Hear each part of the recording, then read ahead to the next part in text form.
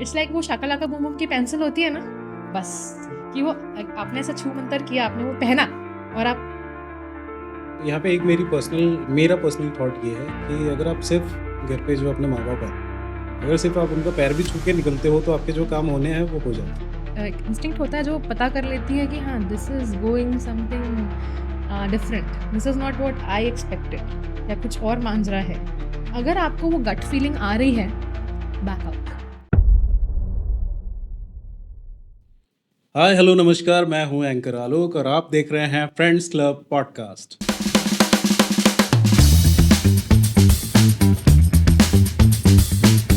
सो आज हमारे इस पॉडकास्ट शो में एक आई हुई हैं बहुत ही स्पेशल गेस्ट, जो कि बहुत ही टैलेंटेड है एंड बहुत ही ब्यूटीफुल है। साथ ही साथ ये जो पर्सनालिटी है, ये हैं assistant professor of Saint Vincent Pallotti college of engineering and technology, और साथ ही साथ ये रीसेंट विनर है मिस महाराष्ट्र 2024। सो ज़्यादा देर ना करते हुए मैं मिलवाना चाहूँगा आप सभी लोगों को the beauty with brain, miss Aishwarya Verma. So welcome ma'am. Thank you so much sir. I hope कि आपको हमारे पॉडकास्ट पे आके अच्छा लगा होगा। जी बहुत अच्छा लगा, इनफैक्ट आपने मेरी मन की बात छीन ली। मैं ये बोलने ही वाली थी कि पेजेंट होल्डर्स जो होते हैं, विनर्स होते हैं, उनको बहुत कम ही लोग अप्रोच करते हैं पॉडकास्ट के लिए स्पेशली। और ये it's a privilege, it's an honour for me कि आपने मुझे अपने शो पे बुलाया। Thank you so much for that. और जैसे मेरी इच्छा थी पॉडकास्ट में आने की, मैं चाहूँगी कि आपका चैनल इतना ग्रो करे कि सबकी इच्छा हो कि वो एक बार ज़रूर FCP पॉडकास्ट में आए। Thank you so much ma'am, thank you so much, means a lot. Because ऐसा हर कोई नहीं सोचता एंड आपके जो थॉट्स हैं बहुत अच्छे हैं, जो कि दिखा रहे हैं कि आप मिस महाराष्ट्र का टाइटल आपने किस तरीके से जीता होगा, है ना। क्योंकि कहीं ना कहीं जहाँ तक मुझे पता है कि उसमें भी एक क्वेश्चन आंसर्स का सेगमेंट होता है, जी जहाँ पे सवाल जवाब किए जाते हैं, जी। है ना। तो आपके जवाब किस तरीके के रहे होंगे वो मैं इमेजिन कर सकता हूँ। बिकॉज एटीट्यूड सब में होता है, ग्रैटिट्यूड सब में नहीं होता। एंड जो ग्रैटिट्यूड है वो तो दिख ही रहा है आपके अंदर, है ना। Thank you so much. So हम लोग शुरुआत करने के टाइम में सबसे पहला ये सवाल आपसे पूछना चाहते हैं कि आपकी जो जर्नी है इसमें दो चीज़ें हैं। एक है पेजेंट एंड दूसरा है टीचिंग। यस। ठीक है, तो ये दोनों अलग अलग चीज़ें हैं। जी पहला जो है फैशन शो बोल लीजिए या फिर पेजेंट बोल लीजिए, it's completely different. And on the other side जो टीचिंग है, और जैसे आप असिस्टेंट प्रोफेसर भी हैं, है ना, तो वो कम्प्लीटली डिफरेंट हो जाता है इस वाली फील्ड से। डेफिनेटली। सो मेरा ये सवाल है सबसे पहले कि आप इस फील्ड में कैसे आई, दोनों दोनों भी फील्ड्स, एंड साथ ही साथ दोनों फील्ड्स को आप किस तरीके से लेके चल रही okay, thank you so much sir, आपने इतना बेहतरीन मुझसे सवाल पूछा है और इस चीज़ का मैं एक्चुअली बहुत टाइम से वेट कर रही थी। और इसका सिंपल आंसर है, सबसे पहले जो जैसे ही आपने क्वेश्चन रखा तो मुझे जो दिमाग में आया वो ना मेरे HOD मैडम की एक बात आई। जब कभी कभार ऐसा हो जाता है, बिकॉज़ वहाँ पे अगर हम देखें मेरे कॉलेज में, तो जूनियर फैकल्टीज़ में आती हूँ मैं। हैं। ओके यस, मेरी एज बहुत कम है ओके। और उस हिसाब से जो मैंने हासिल किया है बाय गॉड ग्रेस, वो एक्चुअली बहुत लोगों को टाइम लग जाता है वहाँ तक आने में। मैं खुद की बढ़ाई नहीं कर रही, but that is the fact. तो उस वजह से ना, जो टीचर्स फैकल्टीज़ अपने आप को जिस तरीके से कैरी करती हैं उतना हम नहीं कर पाते, तो थोड़ा बहुत 19-20 हो जाता है। तो जब भी ऐसा होता है तो मेरी HOD मैडम बराबर से आके, ऐश्वर्या ये कॉलेज है, यहाँ पे आजी बाई जैसा रहना पड़ता है। अगर मैम आप देख रहे होंगे तो प्लीज बुरा नहीं मानना। तो मैं समझती हूँ वो क्या मुझे समझाना चाहती हैं। और इस तरीके से कॉलेज का सपोर्ट तो है, बहुत अच्छा सपोर्ट है मुझे, और काफ़ी कुछ मैं सीख भी रही हूँ। और I am glad to be in the college where I am teaching, and it's I just want to keep that dignity standard of my college that is already there. Okay, So अब बात करते हैं मेरी journey पर। Exact. इसमें ना sir 2-3 चीज़ें मैं कवर करूँगी। बैलेंस की भी बात करूँगी कि हम बैलेंस मैं कैसे करती हूँ, बिकॉज दोनों भी फील्ड्स बहुत ही डिफरेंट हैं. एक पूरा ग्लैमरस है और दूसरा उतना ही डिसेंट. डिसेंट, एग्जैक्टली, स्टैंडर्ड बोलूँ. तो ये जो कॉम्बिनेशन है ना, ये बहुत ही डेडली कॉम्बिनेशन है. ये चीज़ मैंने तभी भी सुनी थी जब मैंने डबल एमए किया, masters in English literature and psychology. आपने डबल एमए किया है? Yes, yes. ओके, ये बड़ा इंटरेस्टिंग है. कोई तो मतलब एमए भी नहीं करता है, कोई मास्टर्स भी नहीं करता है, एंड आपने 2 बार में किया है. एंड यहाँ पे बस बिकॉज फॉर ऑडियंस के नॉलेज के लिए या फिर जो भी आप कह लें, आप बुरा अगर ना माने तो आपका क्वालिफिकेशन जानना चाहेंगे ओके. प्लीज. यस. तो मेरा actually I started with science. 12th तक मेरा जनरल साइंस था. Okay. सो जनरल साइंस में हिंदी भी आता है, बायोलॉजी भी आता है, केमिस्ट्री, फिजिक्स, सारी चीज़ सब्जेक्ट्स आ जाते हैं. Exactly. वो मैंने किया, और वो मैंने लिया ही इसलिए था क्योंकि आई वॉज वेरी कन्फ्यूज कि आगे करना क्या है. तो मम्मी पापा का डिसीजन था कि मैं डॉक्टर बनूँ या उस फील्ड में जाऊँ. Oh my God. मतलब मैम अगर डॉक्टर बनते लोग तो अपने आप ही ऑपरेशन करवाने के लिए आ जाते. मैडम हमारा भी ऑपरेशन कर दीजिए. That's so sweet of you, sir. So doctor ऐसे मेरे मम्मा और पापा का कहना था, और मेरा कुछ और ही, आई थिंक गॉड ने कुछ और डिसाइड कर रखा है. अभी भी मैं बोलूँगी कर रखा है, there is so much to come. So मैंने जनरल साइंस लिया किया, और उसके बाद आई शिफ्टेड टू आर्ट्स. तो it's a direct jump from science to arts. और उसके बाद बीए कंप्लीट किया, फिर एमए कंप्लीट किया, double MA as I said. एक मैंने हिस्लप से किया है, नागपुर का बहुत ही फेमस कॉलेज, सब जानते हैं. जी हाँ, जी हाँ. और उसके बाद मैंने इग्नू से फिर साइकोलॉजी किया है, एमए. ओके. और उसके बाद फिर मैंने बीएड भी किया है. बीएड भी किया है? यस, बीएड भी किया है रिसेंटली. जहाँ से मैंने किया केसी बजाज हाँ. कॉलेज, वहाँ पे भी मुझे बुलाया गया फेलिसिटेशन के लिए. ये कॉलेज नागपुर में है या फिर yes, Nagpur Jaripatka, Okay. KC Bajaj college of education. Okay. Yes, and I think BEd जो होता है टीचिंग के लिए नेसेसरी. Definitely definitely. बट मेरा स्टोरी ऐसा है कि मैं टीचर पहले बनी और फिर मैंने क्वालिफिकेशन किया. Okay.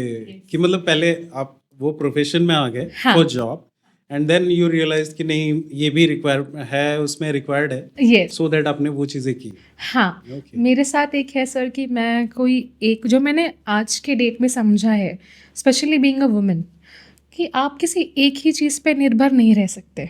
You should have multiple income sources, correct. and if not, at least you should be eligible for switching up the jobs. Especially in COVID I learned this a lot. मैंने जब, because मेरे parents food supply करते हैं, सो उन्होंने बहुत help की है Covid में पेशेंट्स को फूड सप्लाई करने की. ओके. और उस दरमियान मैंने बहुत से लाइफ लेसन्स लिए. उसमें से ये भी एक था कि अगर आपके पास एक ही इनकम सोर्स है तो आपकी क्या हालत हो सकती है. राइट. तब से मैंने सोच लिया कि नहीं, कोई एक चीज़ पे डिपेंडेंट तो नहीं रहना है. तो इसीलिए दिस इज़ साइड थिंग जो कि मैं प्रोफेसरशिप के साथ भी इन फ्यूचर कुछ भी होता है ऐसा तो आई कैन स्विच. हालांकि मैं नहीं करना चाहती, जहाँ मैं हूँ बहुत खुश हूँ, ओके. बट ऑप्शंस रहना चाहिए आपके पास. हाँ. सो बीएड कर लिया. बीएड के बाद अब मैं पीएचडी कर रही हूँ. क्या बात है, पीएचडी भी कर रहे हो? जी, ह्यूमैनिटीज़ इंग्लिश. तो मतलब ये तो ह्यूमैनिटी हो गई उल्टा पीएचडी के ऊपर. कि मिस महाराष्ट्र जो है वो पीएचडी कर रही है, and it is very good thing. And I think ये बहुत इंस्पायरिंग है लोगों के लिए कि मतलब आप जो है इस प्रोफेशन के साथ ही साथ जो आपके जो ड्रीम्स है उसको फॉलो करते हुए आप अपनी स्टडीज़ भी पैरेलल मतलब उसको लेके चल सकते हैं और उसके बाद में काफ़ी कुछ सीख सकते हैं. यस, रिसेंटली फेलिसिटेशन प्रोग्राम हुआ था मेरा. वो भी फ्रेंड्स क्लब इवेंट्स ने ऑर्गेनाइज करवाया था. तो उस फेलिसिटेशन प्रोग्राम में भी मेरे लिए जिन्होंने मुझे सपोर्ट किया हमेशा से, उनकी विलिंगनेस से वो आए और उन्होंने स्पीच दी. उसमें उन्होंने एक चीज़ बताई जो मुझे मेरे बारे में नहीं मालूम थी, और उस दिन आई रियलाइज्ड. तो शी वॉज लाइक कि कौन कहता है कि अगर आप कोई एक चीज़ करते हो तो दूसरी चीज़ साथ में नहीं कर सकते. Look at this lady, she is doing multiple things. And एक कहावत है कि jack of all and master of nothing. Okay. इसका मतलब ये है कि आपको सब थोड़ा थोड़ा आता है, बट आप मास्टर किसी में नहीं हो। बट यहाँ केस थोड़ा सा अच्छा है उससे कि मैंने जहाँ जहाँ आई वुड से हाथ डाला है, I am trying to do my जिस भी फील्ड में जिस आपने, भी फील्ड में, यस हाँ, एग्जैक्टली, मैं जा रही हूँ, मैं ट्राई करती हूँ कि मैं अपना बेस्ट दूँ उस फील्ड में। हम्म, तो jack of all and master of nothing ये उन लोगों के लिए होता है जो बहुत सारी चीज़ें एक टाइम पे करना चाहते हैं, कोशिश भी करते हैं, बट थोड़ा थोड़ा थोड़ा थोड़ा रह जाते हैं। तो वही चीज़ अगर मैंने 4 चीज़ें ले ली, अगर मैं 10 में अच्छी हूँ, मैंने 4 चीज़ों को हाईलाइट कर लिया कि ये मुझे करना है और इसमें मास्टर करना है, then it is not what it is being said. Okay. Yeah, so it's a game of your passion, your dedication, your hard work, and of course support. My family, my friends, उनका जो मुझे support है आज के date में, I don't think कि I am very fortunate, इतना ही बोलूँगी कि मुझे बहुत अच्छा सपोर्ट मिला है। अब जर्नी में एक बहुत अच्छी बात आपको मैं बताना चाहती हूँ ये, कि मेरे साथ हमेशा ये चीज़ चलते आई है कि जो मैं नहीं करना चाहती हूँ या जिससे मैं भागती हूँ, वो चीज़ मेरे पीछे आती है। And that is the thing कि मैं अपने फ्रेंड्स को भी बताती हूँ ये चीज़, वो हंसते हैं इस बात पे। तो शुरुआत ऐसी हुई कि साइंस से मुझे आर्ट्स में नहीं जाना था, ओके। बिकॉज उसमें लॉट ऑफ हिस्ट्री एंड पढ़ाई बहुत होती है और पेपर भी उतने ही Theoretically. लेंदी लिखने होते हैं। यस, तो आई वाज स्टार्टिंग से कि मैं ना वन लाइनर आंसर्स साइंस में जैसे तो होता जो है, क्वेश्चन में 10 नंबर का क्वेश्चन है उसमें भी वन लाइनर लिख दिया और फिर उसके बाद में जो मार्क्स है वो मिले सो मिले। मतलब आई वाज लाइक कि छोटा छोटा शॉर्ट शॉर्ट शॉर्ट सब कुछ। बट देन आर्ट्स, तो it was a big decision. Arts उससे भी पहले एक स्टेप आती है स्कूल डेज। मैं सोचती थी बाकी बच्चों को देख के कि वाओ कितने दूर से आते हैं और ऑटो से आएंगे, और तब रिक्शाज भी चलते थे। बहुत ज़्यादा पुरानी बात नहीं है, 20 साल पहले की बात है, 20-22 साल पहले की। ओके। तो तब रिक्शा भी चलते थे, तो मैं सोचती थी, और फिर वैन तो होती थी, तो मैं भी ऐसे वैन में आऊँ और दूर स्कूल रहे मेरी, मैं भी जाऊँ, मैं भी सफ़र के मज़े लूँ। Because I am the kind of person जिसको ट्रैवलिंग में खिड़कियों पे देख के, मतलब बाहर के नज़ारे लेके, कॉफ़ी मग लेके हाथ में, बुक लेके बैठ जाओ, मज़े करो, ऐसे वाला पसंद है मुझे। तो I am that kind of person. So मैं सोचती थी, और क्या हुआ, घर के जस्ट 2 गली पीछे मेरी स्कूल।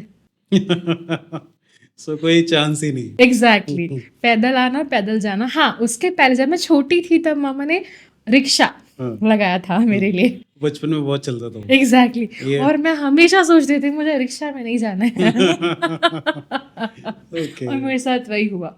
उसके बाद इवन इवन सॉरी, इवन ये जो चीज़ है ना, ये बहुत सारे बच्चों का ड्रीम रहता है, जो आई थिंक बहुत कम बच्चों का पूरा हो पाता है, कि वो इमेजिन करते हैं कि हम भी किसी दिन स्कूल बस में जाएं, हमारा स्कूल दूर रहे, हाँ, है ना, नज़दीक में रहे ही ना। एंड ये चीज़ मेरे साथ में भी एक बार हुई थी कि लाइक आफ्टर 7, हाँ, क्या हुआ कि मैंने भी यही सोचा कि भाई स्कूल थोड़ा सा डिस्टेंस पे रहेगा, तो बाय जो रोड की ट्रांसपोर्टेशन वाली चीज़ें होती है उससे चले जाएंगे, या फिर school bus and all. Ji, but पता चला कि भाई अपना जो स्कूल है वो 5 मिनट के ही डिस्टेंस पे है, तो छुट्टी भी हुई तो 5 मिनट में घर। एग्जैक्टली।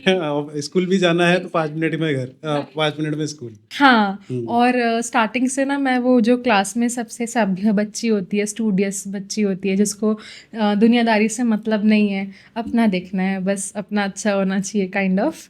तो मैं वो थी, मतलब टीचर्स को भी पता था कि ये कोई शरारत नहीं कर सकती। मैं बाकी बच्चों को देख के मन तो बहुत कर रहा था कि मैं भी बंक मारूं, मैं भी किसी दिन स्कूल जा रही हूँ ऐसे बोल के कहीं और जाऊं।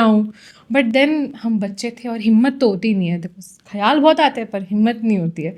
तो इसमें पेरेंट्स की अपब्रिंगिंग का भी एक फैक्टर होता है। तो वो एक पार्ट हो गया। फिर कॉलेज में जब मैं गई, मैंने कभी नहीं सोचा था कि मैं गर्ल्स कॉलेज में एडमिशन लूँगी। ओके। यस, इसके पीछे भी कोई रीज़न है? रीज़न ये कि मैं मुझे ना ऐसे भरी क्लास, पसंद थी कि बहुत सारे बच्चे रहे उनके बीच में मैं पढ़ूँ, कॉम्पीट करूँ, वो कॉम्पिटिटिव इन्वायरमेंट पसंद है मुझे। सो मेरे क्लास में बहुत कम से बच्चे होते थे, नई नई स्कूल खुली थी तब, सीबीएसई थी, तो मामा ने डाल दिया कि अच्छा है मेरी बेटी सीबीएसई स्कूल से पढ़ेगी, जो हर पेरेंट का आज ख्वाब है। पर मैं यहाँ पे एक मैसेज ज़रूर देना चाहूँगी कि स्कूल मैटर नहीं करता, आप चाहे सीबीएसई से पढ़ाइए, स्टेट से पढ़ाइए, आईसीएसई से पढ़ाइए, मैटर करता है कि वहाँ के टीचर्स क्या एजुकेशन प्रोवाइड कर रही हैं, because I am into teaching and I can relate it very well. Exact. और सिस्टम आप क्या फॉलो कर रहे हैं, आप कितने ऑनेस्ट हैं अपने सर्विसेज, मतलब जो भी आप पढ़ा रहे हो बच्चों को, आप क्या पढ़ा रहे हो, कंटेंट क्या है, किस तरीके से पढ़ा रहे हो, दैट मैटर्स। तो जो भी पेरेंट्स ये सोच के पैसे वेस्ट करते हैं, I would say it waste, because मैंने देखा है कि लोग कैसे सेक्रीफाइस करके फीस भरते हैं। सो यहाँ मेरा एक ही मैसेज रहेगा कि स्कूल मैटर नहीं करता, बच्चे का टैलेंट, उसका एनवायरनमेंट मैटर करता है। तो मेरा यही मतलब एक मैसेज है कि आप इतना ध्यान मत दीजिए उस पर। हाँ हाँ। फिर उसके बाद उस कॉलेज में मैंने आर्ट्स लिया, नहीं 11th-12th साइंस था मेरा, सॉरी।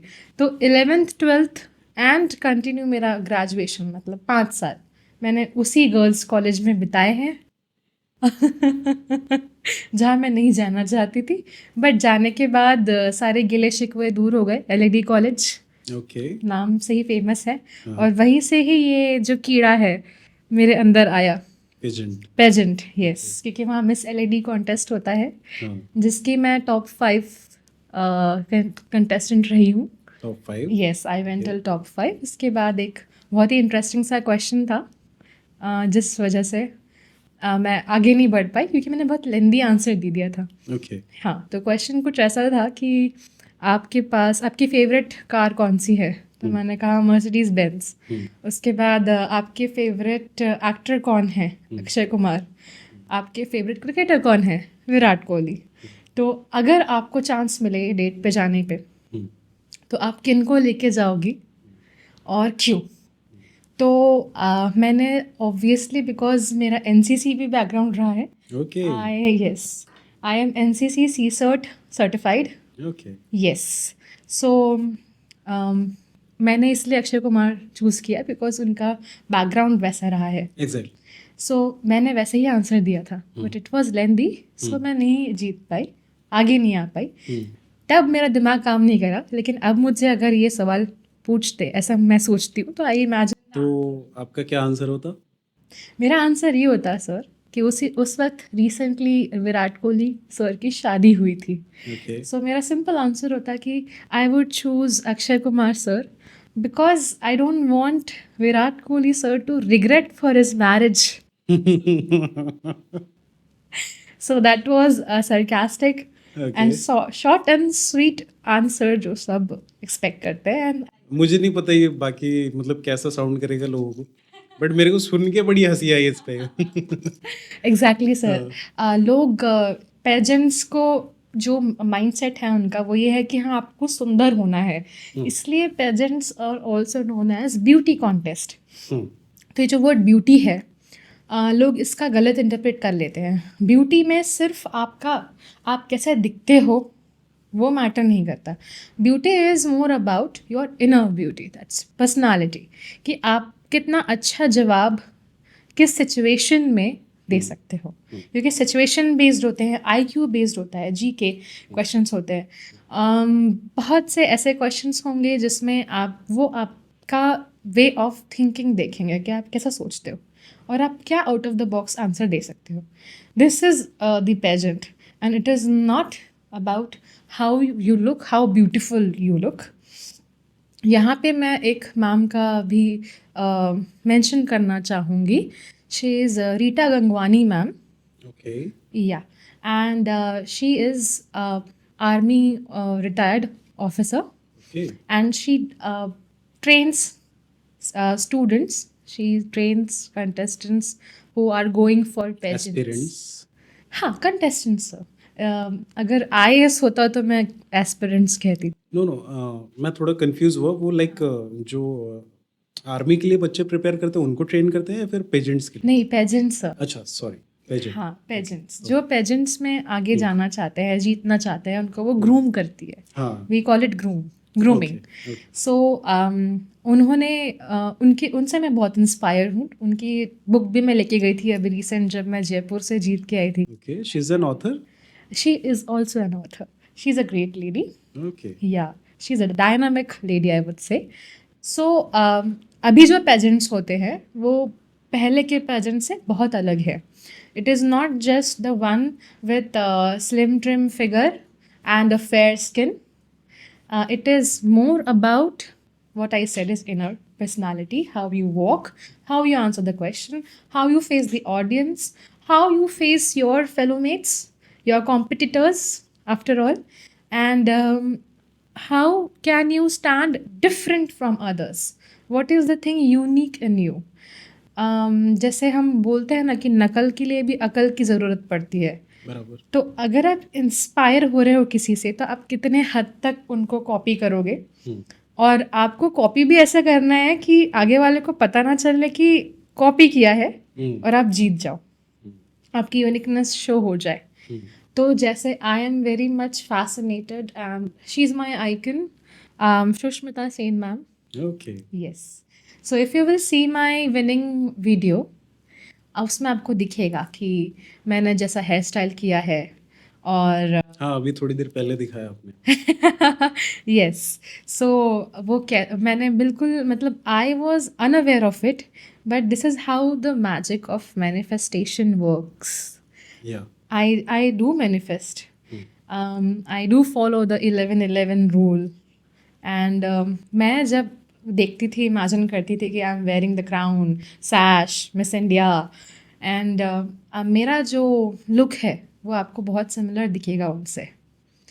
तो ये एक बात होती है। और मैनिफेस्टेशन के लिए मैं एक पॉइंट ज़रूर मेंशन करना चाहूँगी, क्योंकि मैं चाहती हूँ कि इस पॉडकास्ट से, जैसे आपका मोटो है कि ओनली इन्फॉर्मेशन, नो कंट्रोवर्सीज, या, सो राइट। एक इन्फॉर्मेशन, एक पॉइंट ऑफ इन्फॉर्मेशन देना चाहूँगी कि जब आप मैनिफेस्ट करते हैं, सो अच्छा ठीक है, आपसे एक क्वेश्चन पूछती हूँ कि भगवान को कौन सी लैंग्वेज आती है, वो कौन सी लैंग्वेज में बात करते होंगे? मैं ये कह नहीं सकता कि उन्हें कौन-सी लैंग्वेज आती है, बिकॉज़ हम लोग का कोई ऐसा इंटरेक्शन हुआ नहीं है ना? But at some point of जहाँ तक हम लोगों ने शास्त्र वगैरह का सुना है, सो मैं ये एग्ज़ैक्टली नहीं कह सकता कि उन्हें लैंग्वेज कौन-सी आती है, बट ऐसा कहा जाता है कि that Sanskrit was the oldest, oldest mother of all language. Languages. Exactly. So Sanskrit जो है वो कहीं न कहीं बिलॉन्ग करती है, बट एग्ज़ैक्ट क्या है वो किसी को नहीं पता। एग्जैक्ट क्या है सर, ये आपको आई थिंक जब तक वो नहीं बताए खुद आके, तब हुँ, तक पता भी नहीं चलेगा। Exactly. So language is not the barrier, वो समझते हैं इमोशंस, फीलिंग्स। ओके। यस। सो आप जिस फीलिंग और जिस इमोशन के साथ मैनिफेस्ट करते हो, आपको वैसे फ्रूट मिलते हैं। फॉर एग्जाम्पल कि just because of sake of manifesting आप बोल रहे हो कुछ, एंड देन आप देख रहे हो कि यार कुछ नहीं हो रहा इससे, तो it is not like that. आप उतने ही इमोशंस के साथ, फीलिंग्स के साथ कनेक्ट होइए विद द यूनिवर्स। ओह! या, और आप देखोगे कि सडनली थिंग्स स्टार्टेड चेंजिंग। आपके आस, आपका मन शांत नहीं है, आप कुछ और सोच रहे हो, उस बीच में आप just for the sake of manifesting कर रहे हो बिकॉज इट्स अ ट्रेंड। हुँ, तो हाँ, एक और चीज़ कि ट्रेंड फॉलो करना जो आजकल हमने किया है, जो भी कुछ नया आ रहा है वी फॉलो द ट्रेंड।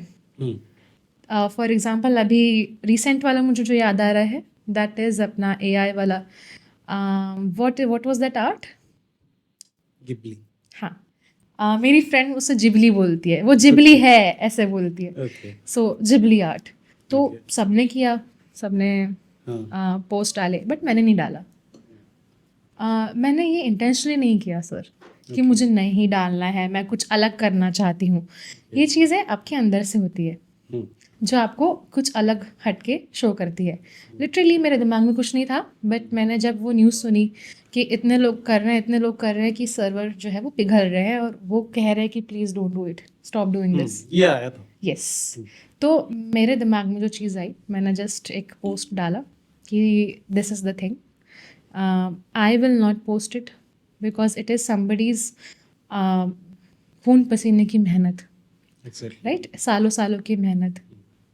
तो आप वहीं जाके एंजॉय कीजिए, उन्हें भी क्रेडिट मिलने दीजिए, बिकॉज एआई ने ना क्रेडिट छीन लिया सबसे, right?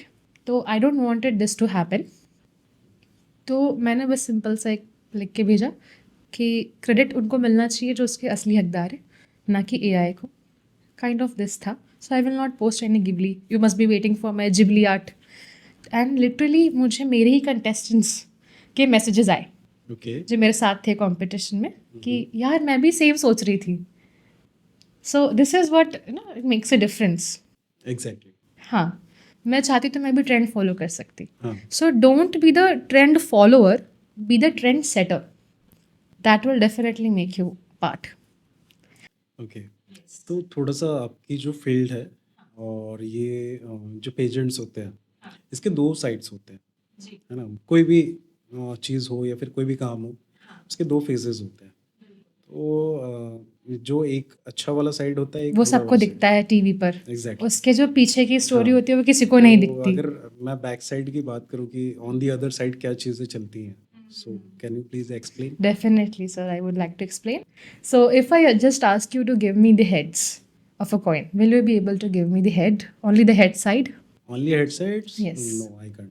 You will give me the whole coin, right? Exactly. Tail भी possible नहीं पूरा होगा, सिक्का। पूरा सिक्का। This is what universe gives you. जो भी इस ब्रह्मांड में चीज़ें हैं उसके दो पहलू हैं, दो साइड है, पॉजिटिव एंड नेगेटिव। तो वैसे ही हर चीज़ के हैं। अगर आप इस माइंडसेट से आगे बढ़ोगे कि हाँ अगर ये चीज़ है तो ये भी है, तो आपको फेस करने में ईजी होगा, यू विल बी प्रिपेयर्ड। सो मेरा थॉट प्रोसेस हमेशा ये होता है कि बुरी चीज़ों को ठीक है, इट्स अ पार्ट करके लेके चलो और पॉजिटिव चीज़ों पे कॉन्सेंट्रेट करो। ओके। हाँ, अब नेगेटिव चीज़ इस फील्ड में क्या हो सकती है? Money making.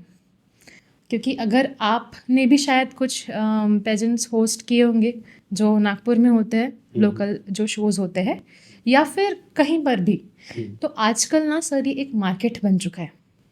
Exactly. It is no मोर कुछ an authentic pageant, I would say.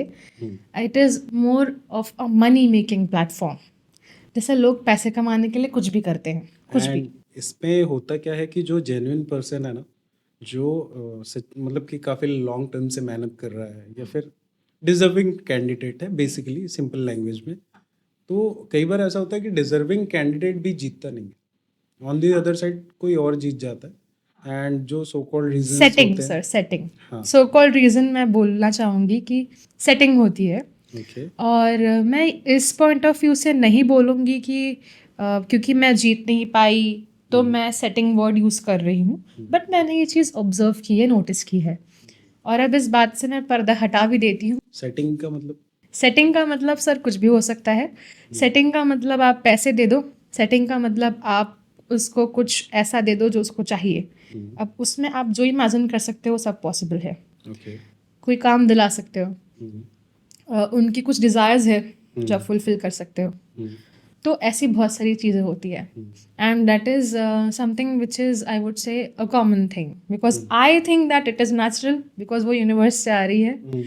तो इन सब चीज़ों से बचना इम्पॉर्टेंट है। अगर आप चीज़ों को पहले ही भाप लो। अब यहाँ पे मैं एक नारी की तारीफ करना चाहूँगी कि उनके अंदर वो एक नेचुरल इंस्टिंक्ट होता है, सिक्स सेंस, जो स्ट्रॉन्ग होता है। सॉरी टू से this but that's a fact sir, कि उनमें एक इंस्टिंक्ट होता है जो पता कर लेती है कि हाँ this is going something different, this is not what I expected, या कुछ और मांझरा है। अगर आपको वो गट फीलिंग आ रही है, back out, simply back out, मत जाओ उससे। आपको बहुत सी अपॉर्चुनिटीज़ मिलेगी आपके हार्डवर्क से, नेचर से, आपकी ह्यूमैनिटी से। जैसे कि पूजा हम करते हैं तो ज़रूरी नहीं कि पूजा मंदिर में ही हो, आप किसी की हेल्प कर रहे हो, that is also, because if we follow the Indian tradition, अतिथि देवो भव, राइट? तो हर इंसान में भगवान है। आप जितनी हेल्प कर सकते हो उतना आप प्रे कर रहे हो। अगर आप ये करके चलो तो आपको अपॉर्चुनिटी ज़रूर मिलेगी। इवन थोड़ा सा अगर मैं यहाँ पे आपको रोकना चाहूँगा, इवन जैसे आपने पूजा पाठ की बात की, तो यहाँ पे एक मेरा पर्सनल थॉट ये है कि अगर आप सिर्फ घर पे जो अपने माँ बाप है, अगर सिर्फ आप उनका पैर भी छू के निकलते हो तो आपके जो काम होने हैं वो हो जाते हैं। ये आपने बहुत अच्छी बात बोली सर, और मैं भी यही चीज़ फॉलो करती हूँ। Okay, very nice. And I think जो लोग पूजा नहीं कर पाते हैं वो इतना तो कर सकते हैं अपने घर में। बिल्कुल सर, बिल्कुल बिल्कुल, क्योंकि So- मॉम डैड की सेवा सबसे बड़ी सेवा होती है। यस, और so back to the point. Back to the point, हाँ यस। तो मेरा ये मानना है कि अगर आपको ऐसा कोई गट फीलिंग आ रहा है, डोंट गो, मत जाओ उस जगह पे, बिकॉज लड़कियों के साथ स्पेशली बहुत से ऐसे स्कैम्स होते हैं। हाँ, अभी भी अगर मैं इस पे बात करूँ तो मैं देखती हूँ कि बहुत सारे इंस्टा पोस्ट होते हैं जो आपको रजिस्टर करने कहते हैं, पैसे ले लेते हैं, ब्रांड शूट्स के लिए होते हैं, अच्छे अच्छे ब्रांड शूट्स के लिए होते हैं, नाम वो यूज़ करते हैं, बट आफ्टर रजिस्ट्रेशन कुछ भी नहीं, कुछ होता ही नहीं, कुछ नहीं होता। कुछ नहीं होता, बस आपके पैसे चले जाते हैं। तो जब ऐसी चीज़ें आपको पता है, बिकॉज यू आर एडवांस्ड, तो आप मत डालिए उसमें हाथ। क्योंकि यहाँ पे इंपॉर्टेंट पॉइंट ये है सर कि अगर आप कोई काम कर रहे हो, you are giving your services, तो इधर you will be paid for it और they will give you a platform to explore yourself, to be in to the limelight. Okay, तो अगर आपको ये दो चीज़ें मिल रही है, या तो पैसे उनसे मिल रहे हैं जहाँ आपको खर्च नहीं करना है, और या फिर वो आपको ये बोल रहे हैं कि I am giving you the platform, you go had, तब आप जाइए, तब आप ज़रूर वो काम कीजिए, okay, give it a try. हो सकता है कि कुछ अच्छा हो जाए, बट जहाँ पे पैसे खुद से डालने की बात आती है, फॉर एग्जाम्पल बहुत सिंपल सा है, जॉब के लिए आप जाते हो, आजकल एजेंसीज हैं आपको जॉब दिला देते हैं, they take charge for that, मत जाइए, trust yourself, do hard work. पैसे कमाना आज के डेट में इज़ नॉट डिफिकल्ट सर।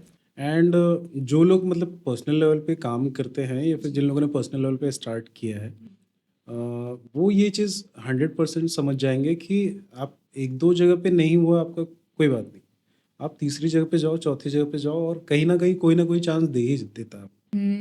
अब इस पे एक बहुत अच्छा पॉइंट याद आया सर मुझे, प्लीज। कि आज के जनरेशन में लोग पेशेंस नाम का जो कीड़ा है वो कैरी नहीं करते अपने साथ, वो उनके दिमाग से निकल चुका है, पेशेंस का कीड़ा मर चुका है। मर चुका है सर, मर चुका है। मैं बता रही हूँ आपको, अगर ब्लू टिक है और आपने रिप्लाई नहीं किया, हाँ, इग्नोरिंग मी, हाँ, एटीट्यूड, ऐसा हो गया तुम्हारे साथ, इतने बड़े हो गए हो, and all the thing starts कि, और फिर रिलेशनशिप्स में तो ब्रेकअप भी हो जाता है जस्ट बिकॉज रिप्लाई नहीं दिया इसने, मुझे रिप्लाई नहीं करती टाइम पे।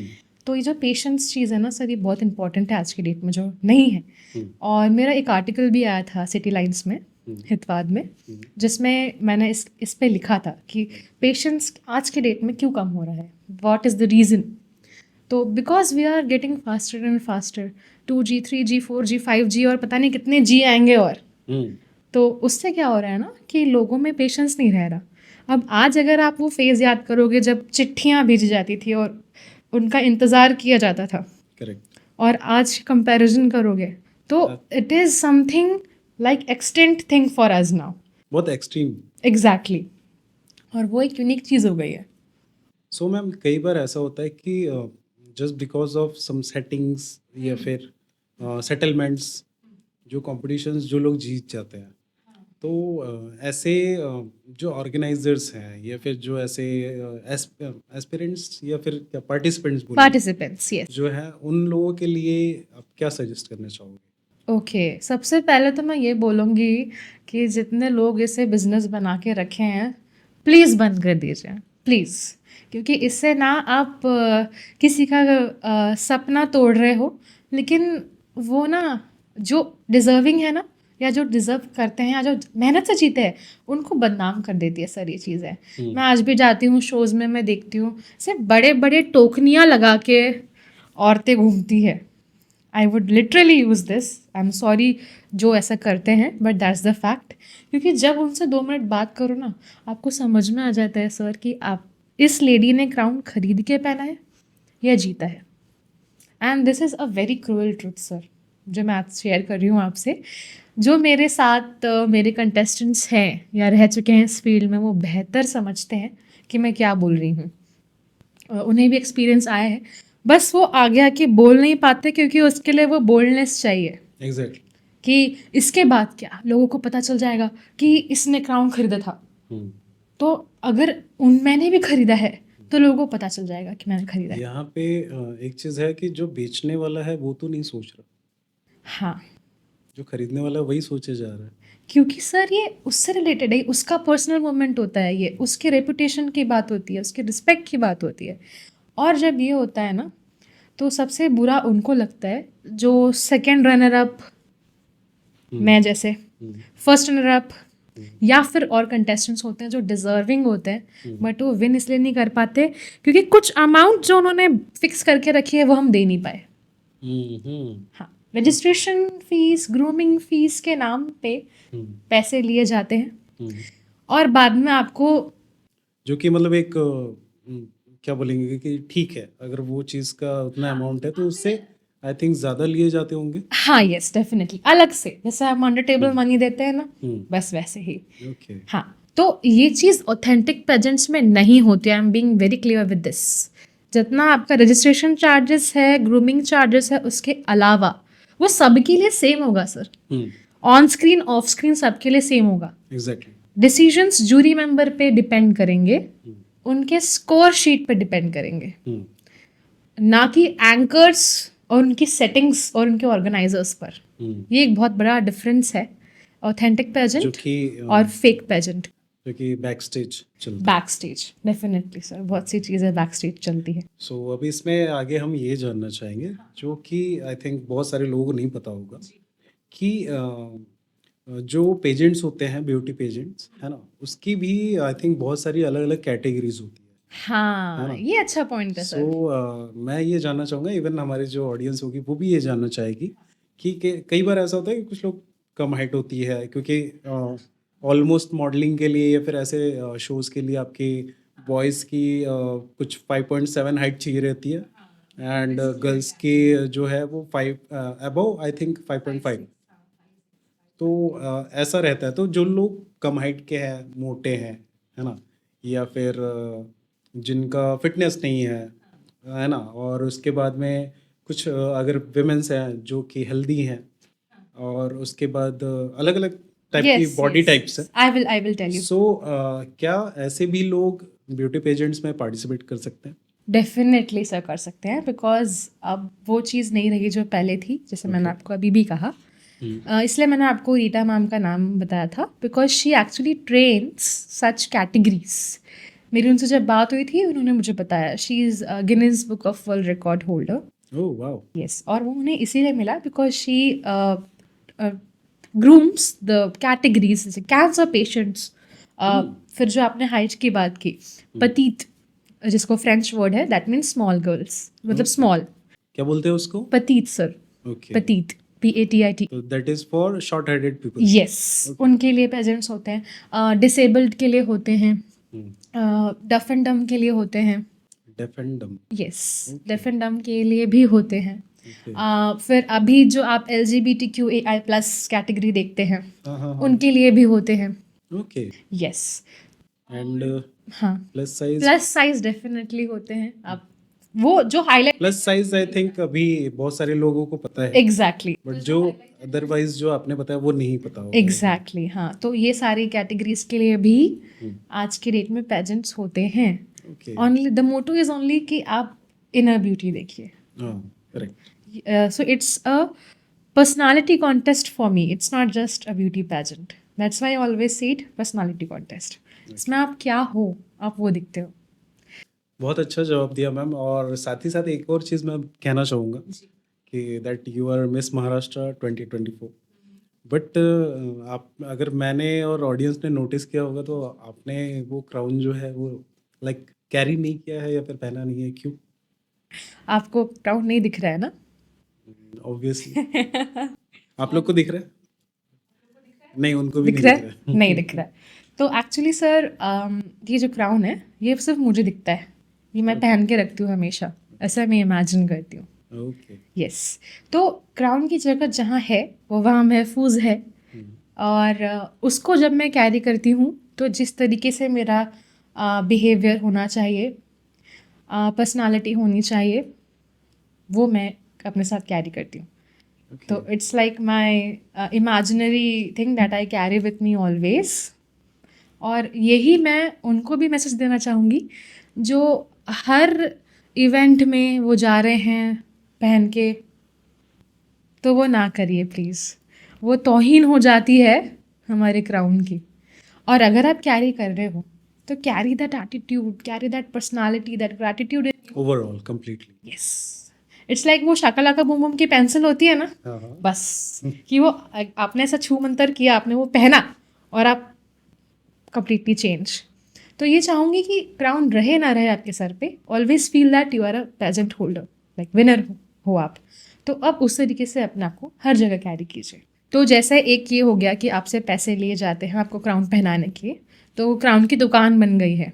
वैसे और भी चीज़ें मैं आपको बता देती हूँ कि क्या क्या होता है। अवार्ड शो आपने सुना होगा। अवार्ड शो में भी आजकल सर यही चल रहा है, आप पैसे दीजिए, अवार्ड लीजिए। फ़ोटो ग्लैमर सब वो क्रिएट करके दे देंगे आपको प्लेटफॉर्म, और वहाँ आप जाओगे ना तो बस जितने अवॉर्डीज़ हैं उनके फैमिली मेम्बर्स दिखेंगे, बाकी और ऐसे कोई इन्विटीज़ नहीं दिखते। रैंडम ऑडियंस नहीं रहे। नहीं, तो ऐसी जगह पे भी मैं चाहूँगी कि ना जाए। बिजनेस के तरीके बता रही हूँ आपको आज के डेट में क्या क्या है जिससे आपको बचना है। फिर उसके बाद मैं देखती हूँ कि मैगजीन शूट, तो कोई भी इसका मैगजीन शूट हो रहा है, वो मैगजीन सिर्फ उनके पास होती है और हमारे पास होती है और कहीं नहीं दिखती है आपको उसकी कॉपीज़। वहाँ पे आप पैसे दीजिए, आपका कॉलम इतना इतना इतना, इसका इतना इतना चार्जेस, फुल पेज का अलग चार्जेस, कवर पेज का अलग चार्जेस और बैक कवर का अलग चार्जेस, ऐसे अलग अलग चार्जेस। ओके। आपने जॉली एलएलबी मूवी देखी है 2? यस। उसमें वो एक वकील होता है, वो अपने प्लान्स रखता है ऐसे, गोल्ड सिल्वर प्रीमियम, बस Correct. इसमें भी वैसे ही होता है सर। ओके। यस। और फिर इसके अलावा ब्रांड शूट होता है, हम आपको इसमें शूटिंग करवाएंगे, इसमें करवाएंगे, आप आना मूवीज चाहोगे के क्या? ऑफर, वेब सीरीज के ऑफर, वेब सीरीज के ऑफर सर अगर आ रहे हैं, fake offers. Yes, fake offers definitely, कि हम आपको ये देंगे वो देंगे, ऐसे बहुत सारी चीज़ें चल रही है, मैंने तो कुछ ही गिनाई है आपको, बट ये सब हो रहा है। और हाँ, मैगजीन से मुझे एक बात याद आई कि आज मेरे बेस्ट फ्रेंड की शादी है। उसके साथ ये किस्सा हुआ था एक्चुअली, जब मैंने मेरा फ़ोटो और आर्टिकल दिया था, तब मैं चाहती थी कि उसका भी प्रमोशन हो जाए, क्योंकि कोविड का टाइम था, जस्ट उसने अपना आउटलेट ओपन किया था कोविड ख़त्म होते होते, तो आई वांटेड कि उसको भी कुछ अच्छा प्रमोशन मिले, तो मैंने उससे भी बात की थी। So Aniket Rai, wish you a very very very happy married life, this one is for you, a lifetime memory. Okay. So काफ़ी अच्छी इन्फॉर्मेशन दी मैम आपने, काफ़ी सारी चीज़ें डिस्कस करी।